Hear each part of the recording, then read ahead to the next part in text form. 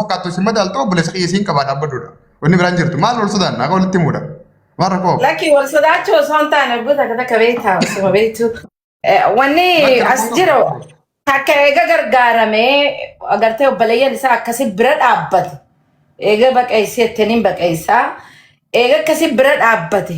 Inni illee obboleeyyan isaa san boonsee irraa olti mul'achuutu isarra turee jechuu barbaadeeti. Takka namni si gargaara, wanni si gargaaraniif akka ati leenjantee bakka sanii ol taatuufi. Ani taan quban qabu.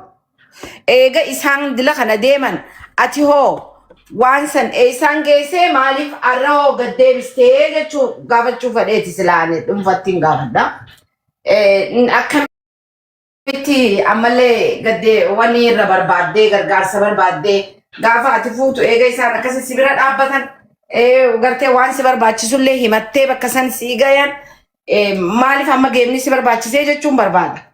Kana beektee geema waa lamaaf taphata namni garii araadatti ta'eeti asirra taa'ee maallaqa shamarran Oromootii fi gartee warra ijoollee biyya Arabaa jirtu tan taguyyuu na gubditan waan isaanii kana guurrataa jechuudha.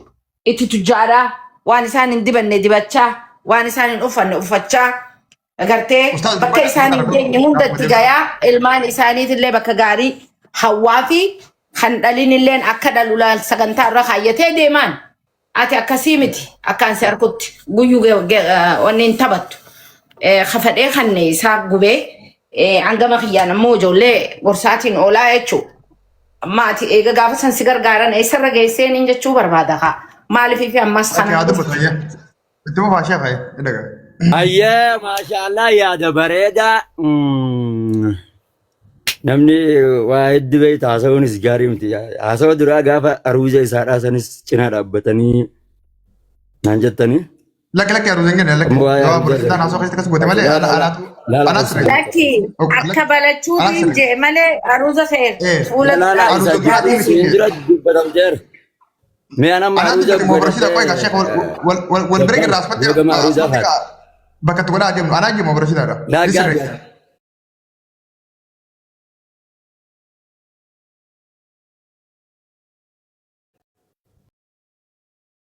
Lamaan qofa dubbatee dhiifama gaafannaa hajannee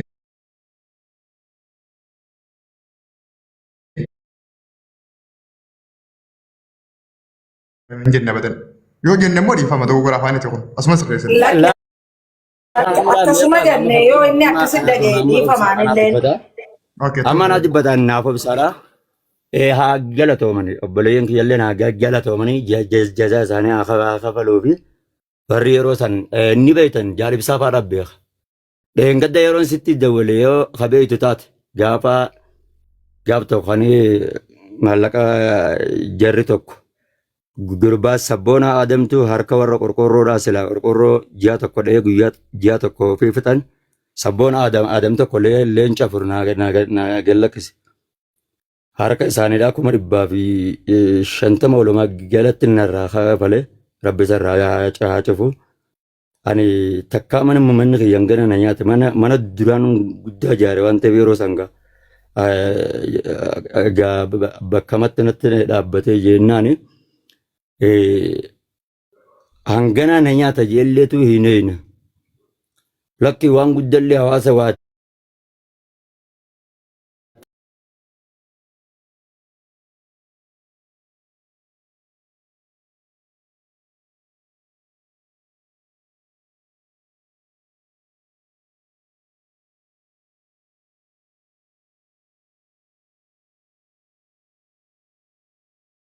ati mana addurtii rabbiin dhiyeessee mana ulaa tokkollee taate irrumaan fixadhaa jedheetan yeroo isaan deengidda irraa bu'anii qorqorroodhaan irraa xumuranii irraa bu'an lafa kaayyadhee karoorfadhee gama beeraatiin immoo barta nama waa iddillee asirratti haasa'ullee hin barbaadu immoo kan ittiin naqaatan injijiraa miti namoota mafakkeen yeroo geema gabadhu yeroo ijoollee waan akkanaa kana fa'aa injiraa miti ammoo namoota keessaan nama riisan fa'aadhaa jira. Waa iddilleen dubbatuun gaarii miti. Maaree sinis taataayii akkuma jaansan haa ta'u jalatoomaa isiniin jedha akkasii confident abarashida yookaan sideebitee waan walitti jedhamu gaafate. tokko Abarashida maaltu fedhinnaa haqee namootaatiin feetus. qaba. Okay. Abarashida sideebitee walitti gaafate. Akkas.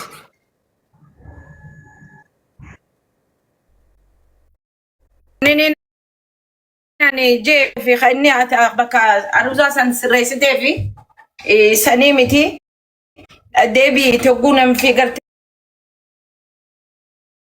obboleeyyoo walitti dubbatan tarraa si dhukkubsitu fudhattee tan bareedduu dila gad haasawamte tana lafatti hin dhiisiniin siin jaasha kasirrallee hin beeku galatoom. Yaala obboleetti teenya rakkoon qabu. Anamma bar fedhii namootaati teetiin malee ani fedhii sanii miti ani dhaggeeffadhaan. Ilaa fedhii namootaa fedhii ummataatiin malee ani fedhiidhaan akkas. Okay. Yaasin maal jettee? Laalaati nama namni irraa barnoota fudhatu malee nama namni hin qaceelchuu miti siin jechuu jirra. Atiin kuni nama gorsita. Karaa gaariitti guddaa xiqqaa guddaadha. Barsiisummaa deemnee jirra bariyaa Rashiida. Habu Rashiida jeeti galata. Rashiida teenya Rashiida abdii. Barsiisummaa arraarraan bitaatas amma akkasi fudhadhu laal akkasi fudhadhuuti nama naan je'ee godhan je'inii jechuu barbaade.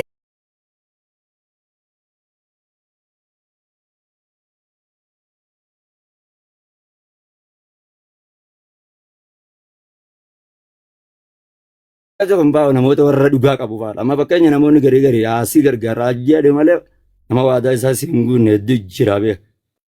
Amma fakkeenya mana kana laal anama maaliin godhe beektaa?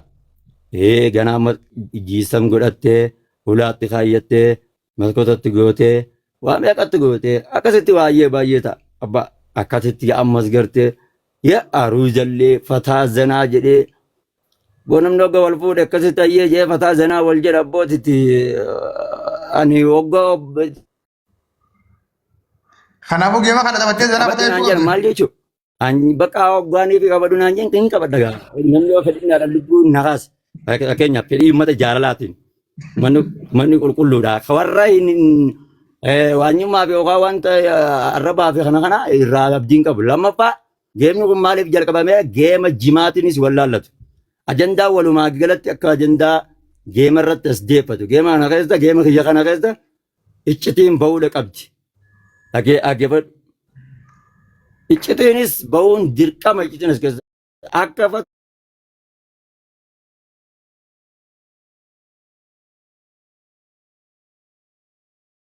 waan ulamaan hunduma asirratti fayyadatu waa kennan. Haraami jecha waraabadhu baasaa. Diyaaspoora tokko gaafachuutti jira.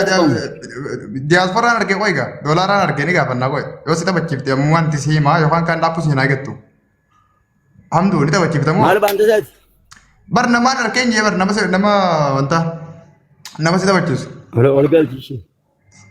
Okay, itti fufete yaada kee. Dubbadha.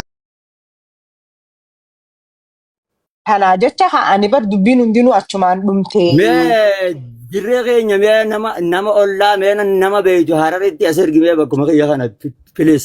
Yaa ati atillee mana ijaartee jirta. Mana ijaartee jirta. Takkaallee ijaarree ijaaruufillee yaadan qabu.